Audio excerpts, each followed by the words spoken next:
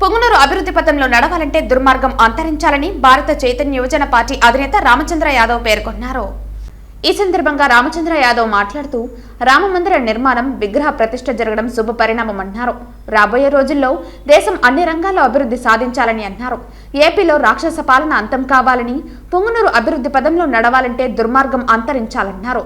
దశాబ్ద కాలంలో పొంగునూరు నియోజకవర్గంలో అశాంతి ఏర్పడిందన్నారు. ఒక కాలకేడు రావటంతో గ్రామంలో ఆంబోతులు తయారు చేశాడని, చివరికి కొంతమంది పోలీసులు అండతో అణచివేతకు గురి చేస్తున్నారని అన్నారు. పోలీసులకు, పొరంబోకులకు భయపడకండని పేర్కొన్నారు. పల్లెల్లో విధ్వంసం చేస్తే తరిమి కొట్టండని, నేను అండగా ఉంటానని హామీ ఇచ్చారు. పల్లెల్లో పండుగలు కూడా చేసుకునే పరిస్థితి లేకుండా పోయిందని, రాష్ట్రంలో నియోజకవర్గాన్ని అగ్రగామిగా నిలుపుతామన్నారు. రానున్న ఎన్నికల్లో ఒక్క అవకాశం ఇవ్వండని, ప్రతిరోజు పండుగ రోజుగా మీకు అందిస్తామన్నారు. ఇలాంటి నీచమైన సంస్కృతి బహుశా ఆంధ్రప్రదేశ్ రాష్ట్రంలో కాదు, దేశంలో ఎక్కడా ఉండదు.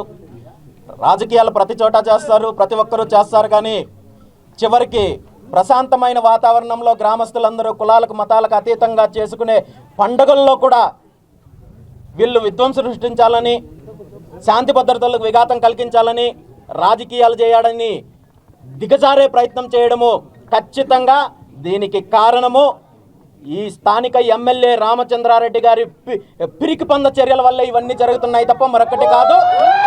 అంతటిని ఎదుర్కోవడానికి సిద్ధంగా ఉన్నాను.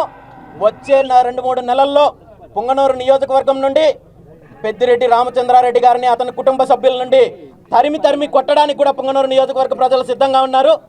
దీనికి ఎట్టి పరిస్థితుల్లోనూ ఏ ఒక్కరూ భయపడాల్సిన పని లేదు. ఎక్కడైతే దౌర్జన్యాలు చేస్తున్నారో, ఎక్కడైతే రౌడీయిజం చేస్తున్నారో ఆ ప్రతి చోట ఇలాంటి వాళ్ళని ఎదిరించి గట్టిగా ధైర్యంగా నిలబడాలని చెప్పి కూడా ఈ సందర్భంగా పొంగనూరు నియోజకవర్గ ప్రజలకు నేను పిలుపునిస్తున్నాను. పొంగనూరు నియోజకవర్గం నుండి గెలిచిన పెద్దిరెడ్డి రామచంద్రారెడ్డి గారు రాష్ట్ర ప్రభుత్వంలో, రాష్ట్రంలో కీలకమైన వ్యక్తిగా ఉంటూ వాళ్ళ అనుచరులు కొంతమంది చెప్పుకుంటుంటారు, మా నాయకుడు ముఖ్యమంత్రి జగన్మోహన్ రెడ్డి కంటే కూడా బలమైన నాయకుడు అని చెప్పుకుంటుంటాడు. అతని అధికారము, అతని బలమంతా కూడా కేవలము నియోజకవర్గాన్ని మాత్రమే కాదు, ఈ రాష్ట్రంలో గన్నుల పేరుతో దోపిడీ చేయడానికి, ఇసుక పేరుతో దోపిడీ చేయడానికి, లిక్కర్ పేరుతో దోపిడీ చేయడానికి, చివరికి ఎర్రచందనం పేరుతో దోపిడీ చేయడానికి ఉపయోగిస్తున్నారు తప్ప నియోజకవర్గ అభివృద్ధి కోసం కానీ, నియోజకవర్గ ప్రజల కోసం కానీ, ఇక్కడ సౌకర్యాలు కల్పించడం కానీ ఏమాత్రము ప్రయత్నం చేయలేదు. ఇక్కడ ఏమాత్రం అభివృద్ధి జరగలేదు.